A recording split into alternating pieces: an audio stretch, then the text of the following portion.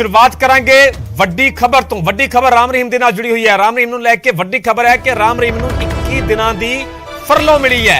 ਪਹਿਲੀ ਵਾਰ 21 ਦਿਨਾਂ ਦੇ ਲਈ ਰਾਮ ਰਹੀਮ ਹੁਣ ਬਾਹਰ ਆਉਣਗੇ। रोहतक की सुनारिया जेल के बाहर सिक्योरिटी के विच वाधा कर दिता गया। 21 दिन मतलब 3 हफ्तियां की फरलो मिली है राम रहीम नूं। सो राम रहीम के नाल जुड़ी हुई ये वड्डी खबर। राम रहीम जिहड़े कि वख-वख केसां दे विच सुनारिया जेल के विच सज़ा कट रहे हैं तो उन्हां दे नाल जुड़ी हुई वड्डी खबर है कि राम रहीम नूं 21 दिन की फरलो मिली है। पहली बार 21 दिनों के लिए राम रहीम बाहर आवेगा। सुनारिया जेल के विच बंद है। वख-वख मामले के विच सुनारिया जेल के विच राम रहीम सज़ा भुगत रहा है तो हुण 21 दिनों की फरलो मिली है, जिस दे बाद जेल के बाहर सुरक्षा के भी वाधा किया गया। सुरक्षा के लिहाज के नाल पुख्ता बंदोबस्त किए गए ने। 21 दिन मतलब 3 हफ्तियां की राम रहीम नूं फरलो मिली है। राम रहीम के नाल जुड़ी हुई है वड्डी खबर तुहानूं दस रहे हैं। 21 दिनों की फरलो दी गई है राम रहीम नूं। पहली बार 21 दिनों के लिए राम रहीम बाहर आवेगा। जदों तो सुनारिया जेल के विच बंद है, सज़ा कट रहा, उस तो बाद पहली बार 21 दिनों के लिए राम रहीम सुनारिया जेल तो बाहर आवेगा। 21 दिनों की यानी कि 3 हफ्तियां की फरलो मिली है राम रहीम नूं। जिस के बाद गल की जाए सुनारिया जेल की, तो सुनारिया जेल के बाहर सुरक्षा के लिहाज के नाल पुख्ता बंदोबस्त किए गए हैं। सुरक्षा वधा दी गई है क्योंकि जो राम रहीम नूं लैके अजिही कोई भी खबर सामने आती है, जो जेल तो बाहर आते हैं तो सुरक्षा के लिहाज के नाल बंदोबस्त करने भी बहुत अहम हो जाते हैं। इस खबर से ज़्यादा जानकारी लिए मेरे सहयोगी अंकित दुदानी जुड़े हुए हैं। अंकित, विस्तार के नाल जानना चाहांगे जी 21 दिन की फरलो मिली है, इसका बेस की है, आधार की, आखिरकार फरलो दी क्यों गई? बिल्कुल बिल्कुल तेजा, मैं बताना चाहूंगा कि जिस तरह से डेरा जो बाबा राम रहीम हैं उनको फरलो मिली है और 21 दिन की 3 हफ्ते की ये फरलो मिली है। और पहले ही हमने देखा था कि जेल मंत्री जो चौधरी रणजीत सिंह है उनसे जब पहले भी हमने सवाल किया था तो उन्होंने कहा कि हर जो कैदी है उसका अधिकार है कि जो फरलो है, पैरोल है, ये उसका अधिकार है और उसके अधिकार का हम हनन नहीं कर सकते।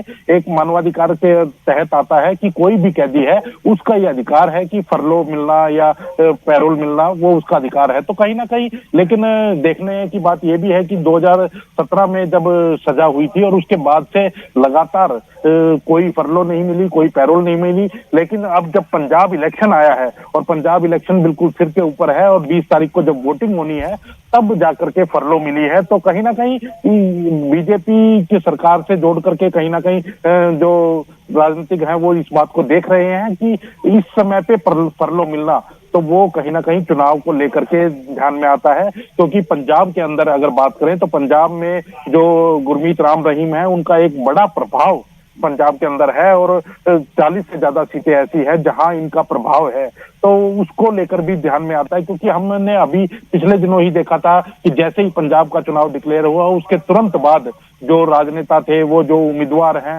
सब वहां जाकर के डेरा जो राम रहीम का डेरा है सिरसा के अंदर वहां शीश नवाते हुए नजर आए, वहां प्रोग्रामों में जाते हुए नजर आए। खुद जो बीजेपी के नेता हैं वो हरजीत सिंह ग्रेवाल हो या दूसरे नेता हो, वो भी वहां जाकर के और शीश नवा करके आए और उन्होंने साफ तौर पर कहा कि बिल्कुल वो बाबा को पहले भी मानते थे और अभी भी मानते हैं। तो ये सारी चीजें कहते हुए नजर आए हैं। तो अब कहीं ना कहीं बीजेपी फायदा लेने के लिए कि इलेक्शन में फायदा हो, क्योंकि पहले के अगर चुनावों की बात करें पंजाब के चुनावों की तो तब भी प्रभाव रहा है बाबा का और वहां प्रभाव डालते रहे हैं। वो जब अपनी संगत को इशारा करते हैं कि इस ओर वोट डालना है तो उसी ओर एक एक वोट डलता है और उसी को कहीं ना कहीं ध्यान में रखते हुए, लेकिन हालांकि सरकार की ओर से तर्क यही दिया जा रहा है कि एक कैदी का अधिकार होता है और अधिकार का हनन नहीं किया जा सकता, इसीलिए ये फरलो दी गई है। और 21 दिन की फरलो आप देख सकते हैं कि आज 7 तारीख है और 7 तारीख के बाद 21 दिन की दी गई है, तो कहीं ना कहीं 28 तारीख है, ये पूरा महीना जो है 28 फरवरी तक तो फरलो मिली है और 20 तारीख को वोटिंग है, तो उसको भी कहीं ना कहीं ध्यान में रखा होगा। सुरक्षा की दृष्टि से पूरे इंतजाम किए जाएंगे और यही कहा गया, जेल मंत्री रणजीत सिंह से भी हमारी बात हुई, उन्होंने कहा कि एक अधिकार है फरलो का और वो उनको मिला है और डिविजनल जो कमिश्नर हैं उन्होंने अपने बेस के ऊपर, क्योंकि वहां के जो अधिकारी होते हैं वही फैसला ले लेते हैं, तो उन्होंने अपने आधार पे अपने अधिकार क्षेत्र में फैसला लिया है। जी ठीक है अंकित, फिलहाल की पूरी जानकारी तुहाडा बहुत बहुत धन्यवाद। सो वड्डी खबर है राम रहीम के नाल जुड़ी हुई। राम रहीम नूं 21 दिन की फरलो मिली है। पहली बार 21 दिनों के लिए राम रहीम सुनारिया जेल तो बाहर आवेगा क्योंकि वख-वख केसां दे विच सुनारिया जेल दे विच ही राम रहीम सज़ा कट रहा है। सो वड्डी खबर राम रहीम के नाल जुड़ी हुई। 21 दिन मतलब 3 हफ्तियां के लिए राम रहीम हुण सुनारिया जेल तो बाहर आवेगा।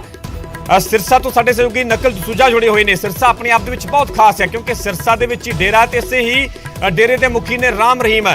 ਨਕੁਲ, ਜੇਕਰ ਦੇਖਿਆ ਜਾਵੇ ਇਸ ਫਰਲੋ ਤੋਂ ਬਾਅਦ ਤਾਂ ਡੇਰੇ ਦੇ ਵਿੱਚ ਕਿਸ ਤਰ੍ਹਾਂ ਦਾ ਮਾਹੌਲ ਹੈ, ਡੇਰੇ ਦੇ ਵਿੱਚ ਕਿਸ ਤਰ੍ਹਾਂ ਦੀ ਚਰਚਾ ਹੈ, ਡੇਰਾ ਪ੍ਰੇਮੀਆਂ ਦੀ ਗੱਲ ਕੀਤੀ ਜਾਵੇ ਤਾਂ ਉਹ ਇਸ ਫੈਸਲੇ ਨੂੰ ਜਾਂ ਇਸ ਫਰਲੋ ਨੂੰ ਕਿਵੇਂ ਲੈ ਰਹੇ ਨੇ?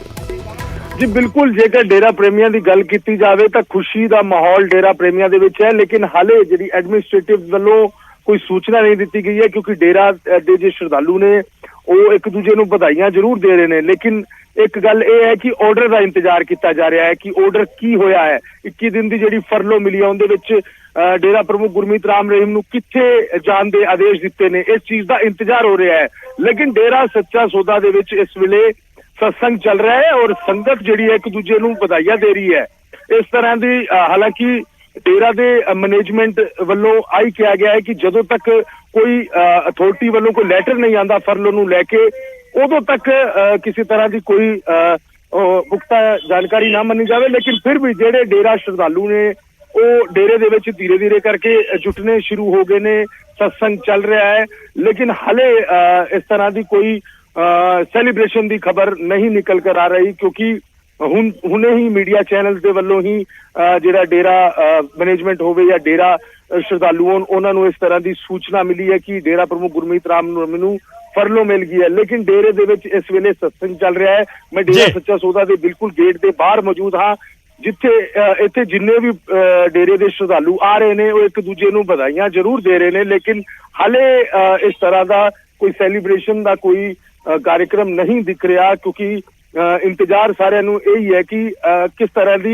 अथॉरिटी वालों जेल अथॉरिटी वालों लैटर आता है कि डेरा प्रमुख ने सरसे आना है या गुड़गावा जाना है या किसी और जाना है या की कंडीशन लाई गई है, इस चीज का इंतजार हाले डेरा दी मैनेजमेंट वालों श्रद्धालुओं को किया गया है कि हाले एक बार इंतजार किया जाए उस तो बाद ही अगे। लेकिन एक दूजे को बधाइयां का सिलसिला उस तो इलावा सोशल मीडिया ते एक दूजे ਨੂੰ ਵਧਾਈਆਂ ਦਾ ਸਿਲਸਿਲਾ ਚੱਲ ਗਿਆ ਹੈ। ਡੇਰਾ ਪ੍ਰਮੁੱਖ ਗੁਰਮੀਤ ਰਾਮ ਰਹੀਮ ਦੇ ਜੇਲ੍ਹ ਤੋਂ ਬਾਹਰ ਆਂਦੀ ਨੂੰ ਲੈ ਕੇ ਡੇਰਾ ਸ਼ਰਧਾਲੂ ਇੱਕ ਦੂਜੇ ਨੂੰ ਵਧਾਈਆਂ ਦੇ ਰਹੇ ਨੇ ਜੀ।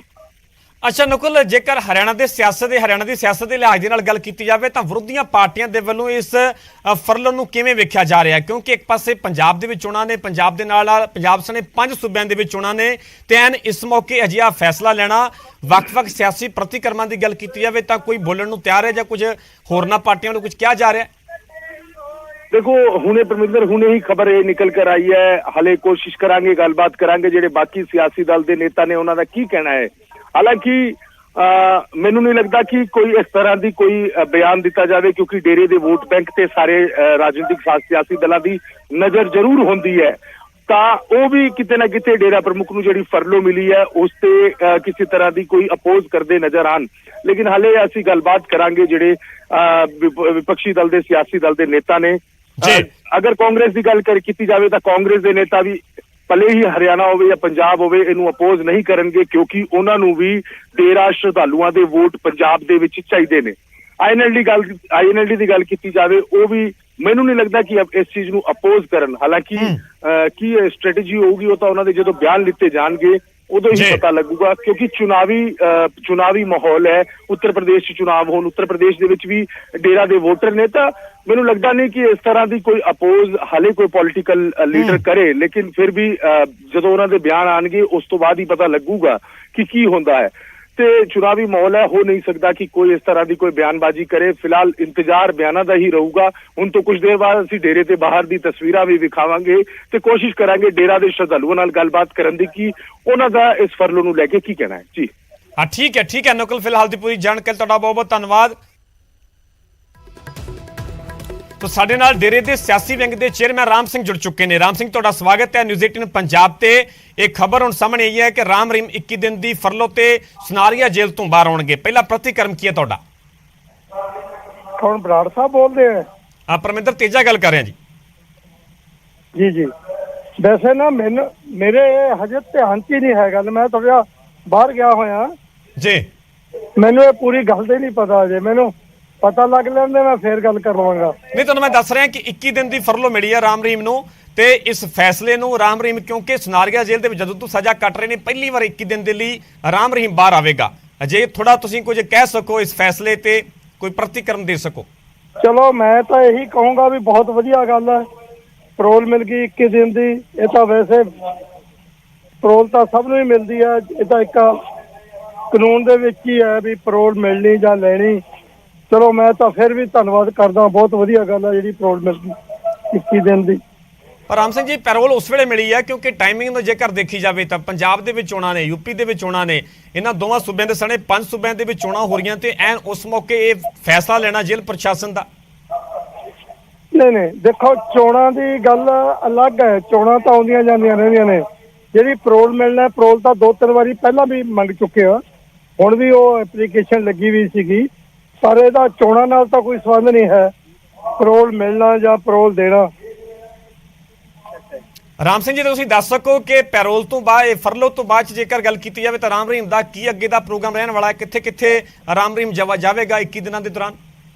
ਨਹੀਂ ਦੇਖੋ, ਅਜੇ ਤੱਕ ਮੈਨੂੰ ਪ੍ਰੋਗਰਾਮ ਦਾ ਪਤਾ ਵੀ ਨਹੀਂ, ਅਜੇ ਪਰੋਲ ਦਾ ਵੀ ਕਨਫਰਮ ਨਹੀਂ ਆਇਆ ਸਾਨੂੰ, ਤੇ ਉਸ ਤੋਂ ਬਾਅਦ ਹੀ ਉਹਦਾ ਪਤਾ ਲੱਗੂਗਾ ਜਦੋਂ ਬਾਹਰ ਆਉਣਗੇ ਜੀ।